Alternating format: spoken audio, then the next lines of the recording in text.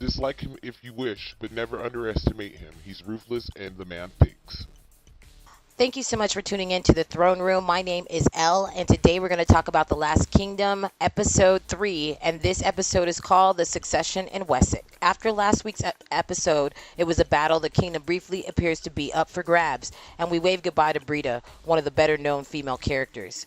A beautifully paced episode this week saw the tension between all the areas that were going wrong in Wessex, and that's the politic areas, finding out more about Alfred, those surrounding him in the process. Kicking off after last week's battle with Guthrum, we swiftly learned that Ethelred had sustained a mortal injury, meaning that the kingdom of Wessex was now up for grabs. Or so Ethelred's faintly useless son, Ethelwald, assumed anyway. In reality, as with so much in Wessex, the succession was already a done deal, and Alfred's appointment a formality, although admittedly a formality made rather easier by Ethelwald's decision to head off for a night's relaxation rather than to be by his dying father's chamber, ensured that he was named the successor. So Otta, the younger devious plan, probably wouldn't have worked anyway. When we met Alfred last week, it was obvious that he was a step or two ahead of everyone else. And so it repeatedly proved this week, whether becoming king, negotiating with Guthrum and Ava, or getting Uhtred just where he wants him, Alfred's moves were more with pinpoint precision. At this rate, I wouldn't be surprised if it was later revealed that he somehow had men contact young Ragnar as a way of getting rid of Brida.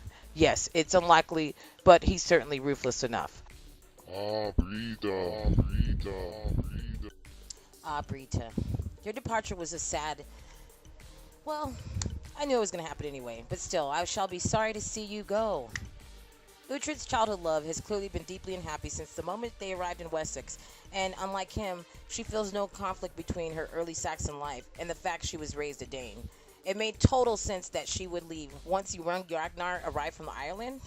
Well, especially after also having suffered a miscarriage, which may or may not have been brought on by drinking mushroom ale one night. But oh, I felt for both her and Uhtred as they said their goodbyes, because it was really sad, but she had to go.